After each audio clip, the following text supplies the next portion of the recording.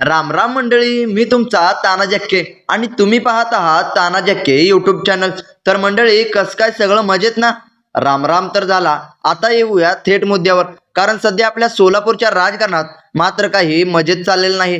तिथं सध्या नुसता जाळंधूर निघायला लागलाय. जिल्हा परिषदेचा धुळा कुठं खाली बसतोय ना बसतोय, तोवर सोलापूरच्या राजकीय आखाड्यात असा काही मोठा महाभूकंप झालाय की थेट बारामती आणि मुंबईच्या मंत्रालयापर्यंत त्याचे हादरे बसायला लागलेत. शरद पवार गटाचे म्हणजेच तुतारीचे दोन एकदम बडे वजनदार तोपेसारखे धडाडणारे आणि सोलापूरच्या मातीत आपलं स्वतःचं एक वेगळं साम्राज्य निर्माण केलेले दोन बडे नेते, माड्याचे अभिजित पाटील आणि माळशिरसचे उत्तम जानकर, आता थेट भारतीय जनता पक्षाच्या म्हणजेच भाजपच्या वाटेवर असल्याची जोरदार चर्चा सुरू झाली आहे. होय मंडळी, तुम्ही अगदी बरोबर ऐकलत.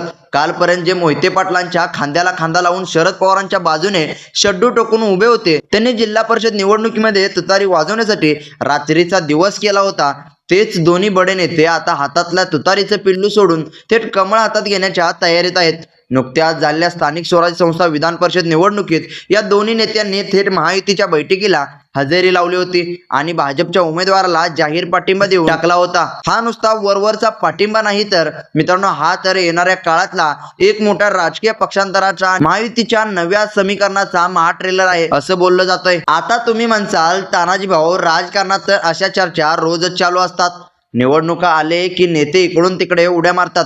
यात नवीन काय सांगायला लागलाय? तर थांबा मंडळी, पिक्चर अजून लय बाकी आहे. जरा दम धरा. या निवडणुकीत पाठिंबा दिला इथपर्यंत ठीक होतं, पण त्यानंतर अवघ्या 2च दिवसात सोलापूरचे पालकमंत्री आणि भाजपचे संकटमोचक समजले जाणारे जयकुमार गोरे यांनी थेट उत्तमराव जानकर यांच्या घरी जाऊन त्यांची गळाभेट घेतली. जरा विचार करा मंडळी, ज्या अकलूज आणि माळशिरसच्या पट्ट्यात राजकीय वैर नेहमीच टोकाचं असतं, तिथं भाजपचे पालकमंत्री थेट जानकर यांच्या घरी पोहोचतात. रात्रीच्या वेळी झालेल्या बंद दाराच्या बैठकीत नक्की काय खलबत झाली असतील? सोलापूरच्या राजकीय गोटातून आणि आमच्या पक्क्या सूत्राकडून मिळालेल्या माहितीनुसार या बैठकीत दोन्ही नेत्यांच्या भाजप प्रवेशाची संपूर्ण स्क्रिप्ट आणि येणाऱ्या काही निवडणुकीतील जागा वाटपांचे सगळे पत्ते टेबलवर ठेवून ठरले आहे. जयाभाऊ गोरेंनी जानकर आणि पाटील यांना थेट वरच्या पातळीवरून म्हणजेच देवेंद्र फडणवीस आणि दिल्लीच्या श्रेष्ठाकडून मोठा शब्द दिल्याचंही बोललं जात आहे. मोहिते पाटलांच्या वाढत्या वर्चस्वाला चाप लावण्यासाठी भाजपने ही किती मोठी खेळी खेळली आहे हे आपण पुढे सविस्तर पाहणारच आहोत. पण सध्या तरी आता फक्त अधिकृत पक्ष प्रवेशाचा मुहूर्त ठरायचा बाकी आहे. बाकी आतून सगळी सेटिंग ओके झाली आहे. मंडळी, आधी आपण उत्तमराव जानकर यांच्या भूमिकेकडे वळू. उत्तमराव जानकर हे काय आजचे नेते नाहीत. माळशिरस तालुक्यात आणि संपूर्ण सोलापूर जिल्ह्यात धनगर समाजाचा एक बुलंद आणि आक्रमक चेहरा म्हणून त्यांच्याकडे पाहिलं जातं. वर्षानुवर्ष अकलूजच्या मोहिते पाटील घराण्याविरुद्ध त्यांनी स्थानिक पातळीवर संघर्ष केला. मोहिते पाटलांची सत्ता उलटवून लावण्यासाठी त्यांनी आयुष्यभर झुंज दिली. गेल्या लोकसभा निवडणुकीच्या वेळी जेव्हा धैर्यशील मोहिते पाटील यांनी भाजप सोडून शरद पवार गटात प्रवेश केला, तेव्हा उत्तमराव जानकर हे सुद्धा भाजपमध्ये होते. देवेंद्र फडणवीस यांनी त्यांची मनधरणी करण्याचा खूप प्रयत्न केला. अगदी त्यांना विमानाने मुंबईला बोलवून घेतलं, महामंडळ देण्याचं आश्वासन दिलं. पण सोलापूरच्या आणि माळशिरसच्या राजकारणाची गोम अशी आहे की तिथं मोहिते पाटलांच्या विरोधात जे राजकारण करेल तोच लोकांचा नेता बनतो. जानकर यांनी आपल्या कार्यकर्त्यांच्या आग्रहास्तव भाजप सोडली आणि ते शरद पवारांच्या गोटात आले. त्यांनी धैर्यशील मोहिते पाटलांना लोकसभेला मनापासून मदत केली आणि मोहिते पाटील मोठ्या मताधिक्याने खासदार झाले. पण मग लोकसभेनंतर असं काय घडलं की जानकर पुन्हा फिरले? पहिलं कारण, विधान परिषदेचा शब्द फिरवला. सूत्रांच्या माहितीनुसार लोकसभेला मदत करताना शरद पवार गटाकडून आणि मोहिते पाटलाकडून उत्तमराव जानकर यांना एक मोठा शब्द देण्यात आला होता.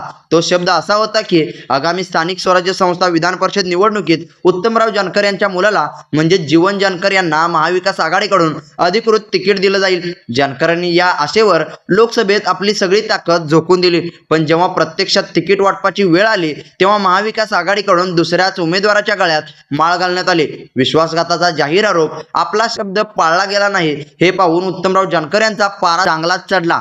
त्यांनी महायुतीच्या बैठकीत जाहीरपणे आपली नाराजी व्यक्त केली आणि मोहिते पाटलांनी आपला विश्वासात केला. केवळ स्वतःची खासदारकी निवडून आणण्यासाठी आमचा वापर करून घेतला आणि वेळ आल्यावर आम्हाला बाजूला सारलं, असा थेट आणि गंभीर आरोप केला.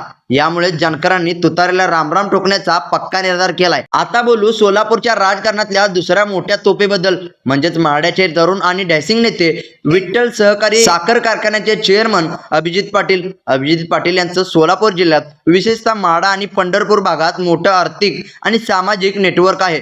कारखानदारीच्या माध्यमातून हजारो शेतकरी आणि तरुण कार्यकर्ते त्यांच्याशी जोडलेले आहेत. लोकसभेच्या निवडणुकीत अभिजित पाटील यांनीही शरद पवार गटाला मोठी ताकद दिली होती, पण खासदार निवडून आल्यानंतर सोलापूर जिल्ह्यात मविया आणि विशेषतः मोहिते पाटलांचे वर्चस्व प्रचंड वाढले. पक्षांतर्गत कोंडी आणि रोहित पवारांची भूमिका, सोलापूर जिल्ह्यातील साखर कारखानदारी आणि स्थानिक राजकारणात अभिजित पाटील यांना डावलण्याचे प्रयत्न सुरू झाले अशी चर्चा आहे. पक्षाचे तरुण नेते रोहित पवार आणि खासदार धैर्यशील मोहिते पाटील यांच्या काही विशिष्ट राजकीय भूमिकेवर आणि निर्णयावर अभिजित पाटील यांनी उघडपणे आक्षेप घेतले आहेत. सुप्रिया सुळेंचे वक्तव्य.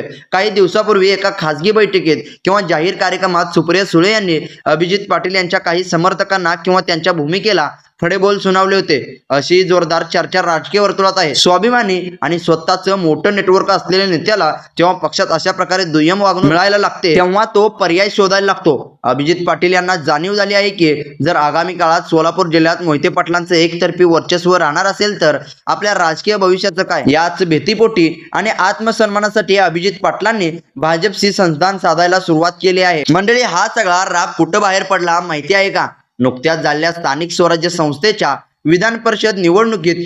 या निवडणुकीत महाविकास आघाडीकडून वसंतराव देशमुख हे रिंगणात होते. ही निवडणूक सोलापूरच्या स्थानिक नेत्यांसाठी आपली ताकद दाखवण्यासाठी मोठी संधी होती. भाजपने आणि महायुतीने अचूक टायमिंग साधलं. त्यांनी उत्तमराव जानकर, अभिजित पाटील आणि करमाळ्याचे माजी खासदार नारायण पाटील या तिघांचेही नाराजीचा पुरेपूर फायदा उठवला. भाजपचे प्रदेशाध्यक्ष रवींद्र चव्हाण आणि पालकमंत्री जयकुमार गोरे यांनी या नाराज नेत्यांशी थेट संपर्क साधला. परिणाम काय झाला? या निवडणुकीच्या मतदानाच्या 2 दिवस आधी एका पंचतारांकित हॉटेलमध्ये महायुतीची बैठक झाली. या बैठकीला सगळ्यांना धक्का देत उत्तमराव जानकर, अभिजित पाटील हे दोघेही उपस्थित होते. त्यांनी फक्त हजेरीच लावली नाही तर भाजपच्या उमेदवाराला आपला जाहीर पाठिंबा घोषित केला. हा शरद पवार गटासाठी आणि खासदार धैर्यशील मोहिते पाटलांसाठी खूप मोठा आणि अनपेक्षित धोबीपछाड होता. ज्या नेत्यांच्या जोरावर लोकसभेला विजय मिळाला त्यांनीच विधान परिषदेला महायुतीचं कमळ हातात धरलं. आता जरा विचार करा मंडळी, भाजप या दोन्ही नेत्यांना पक्षात घेऊन नक्कीच काय साध्य करू पाहतंय? भाजपची ही काय साधीसुधी खेळी नाही. त्यांच्या मागे देवेंद्र फडणवीस यांची मोठी राजकीय चाल आहे. धनगर मतपेढीवर ताबा. उत्तमराव जानकर हे भाजपमध्ये आले तर माळशिरस, सांगोला आणि माडा या पट्ट्यातील धनगर समाज पुन्हा एकदा भाजपच्या पाठीशी भक्कमपणे उभा राहील. लोकसभेला जो समाज काही प्रमाणात भाजपपासून दुरावला होता तो जानकरांमुळे परत येईल. आर्थिक आणि संघटनात्मक ताकद. अभिजित पाटील यांच्या रूपाने भाजपला माडा आणि पंढरपूर तालुक्यात एक मोठा आर्थिक स्रोत आणि तरुण कार्यकर्त्यांची फौज मिळेल. विठ्ठल कारखान्याच्या माध्यमातून हजारो शेतकरी कुटुंबापर्यंत भाजपला थेट पोहोचता येईल. मोहिते पाटलांना लोकसभेत मोहिते पाटलांनी भाजपला जे जेरीस आणलं होतं त्याचा वचपा काढण्यासाठी भाजपने त्यांच्याच जिल्ह्यातील त्यांचेच कट्टर विरोधक आणि त्यांचे जुने सहकारी एकत्र आणले आहेत. त्यामुळे मोहिते पाटलांचं वर्चस्व केवळ अकलूजपुरतं मर्यादित ठेवण्यात भाजपला यश येऊ शकतं. जर हे दोन्ही नेते अधिकृतपणे भाजपमध्ये गेले तर आगामी काही निवडणुकीत सोलापूर जिल्ह्यातील सर्वच्या सर्व जागावर महायुती एकतर्फी क्लीन स्वीप करू शकते असा विश्वास भाजप नेत्यांना वाटतोय. पण मंडळी, राजकारण जितकं दिसतं तितकं सोपं नसतं. नाण्याला जशा 2 बाजू असतात तशाच या मोठ्या राजकीय भूकंपाला सुद्धा दुसरी बाजू आहे. राजकीय वर्तुळात आणि सोलापूरच्या कट्ट्यावर दुसरी एक मोठी चर्चा सुरू आहे. काही राजकीय विश्लेषकांच्या मते उत्तमराव जानकर आणि अभिजित पाटील यांचा हा निर्णय कायमस्वरूपी नाही. हा पाठिंबा फक्त आणि फक्त या एका स्थानिक स्वराज्य संस्था विधान परिषद निवडणुकीपुरती मर्यादित होता. यामागचं तर्कशास्त्र काय आहे? समर्थकांचं म्हणणं आहे की धैर्यशील मोहिते पाटील यांना हे दाखवून द्यायचं होतं की तुम्ही आमच्याशिवाय स्वबळावर सोलापूरचे राजे होऊ शकत नाही. जर तुम्ही आम्हाला डावलणार असाल तर आम्ही तुमची कोंडी करू शकतो. म्हणजेच मोहिते पाटलावर दबाव आणण्यासाठी आणि आपल्या कार्यकर्त्यांना योग्य ठिकाणी योग्य संधी मिळण्यासाठी त्यांनी हे प्रेशर टाकलं असल्याचं सुद्धा बोललं जात आहे, असंही बोललं जात आहे. त्यामुळे हे नेते खरोखरच भाजपमध्ये प्रवेश करणार की हा केवळ विधान परिषदेपुरता मर्यादित सौदा होता हे येणारा काळच ठरवेल. सोलापूरच्या माझ्या तमाम करारी भावांनो आणि बहिणींनो आणि महाराष्ट्राच्या कानाकोपऱ्यातून हा व्हिडिओ पाहणाऱ्या माझ्या राजकीय शौकीनांनो, ज्याचं उत्तर मला तुमच्याकडून कमेंट्स बॉक्समध्ये पाहिजे. तुम्हाला काय वाटतंय? येणाऱ्या काही दिवसामध्ये अभिजित पाटील आणि उत्तमराव जानकर हे दोन्ही बडे नेते तुतारी कायमची सोडून अधिकृतपणे भारतीय जनता पक्षामध्ये प्रवेश करतील का? जयकुमार भाऊ गोरेंनी जानकर यांच्या घरी जाऊन जी बैठक घेतली त्या बैठकीत खरोखरच सगळं काही ठरलं असेल का? की मग या निवडणुकीपुरतच मर्यादित राहून केवळ खासदार मोहिते पाटलावरचा राग काढण्यासाठी आणि त्यांना त्यांची जागा दाखवण्यासाठी त्यांनी भाजपला हा तात्पुरता पाठिंबा दिला होता. तुम्हाला काय वाटतंय? सोलापूरच्या या मातीत आगामी विधानसभा निवडणुकीत नक्की कोणाचा गुलाल उडणार? तुमची जी काही रोखठोक कडक आणि स्पष्ट प्रतिक्रिया असेल ती खालील कमेंट बॉक्समध्ये नक्की लिहून कळवा.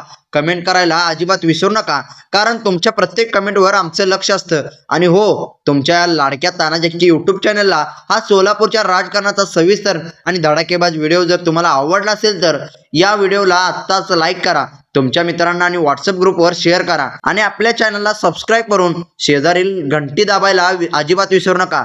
पुन्हा भेटू सोलापूरच्या आणि महाराष्ट्राच्या अशाच एका गरम धगधगत्या आणि धडाकेबाज राजकीय विश्लेषणासह. तोपर्यंत मी तुमचा तानाजी तुमचा निरोप घेतो. राम राम, जय हिंद, जय महाराष्ट्र.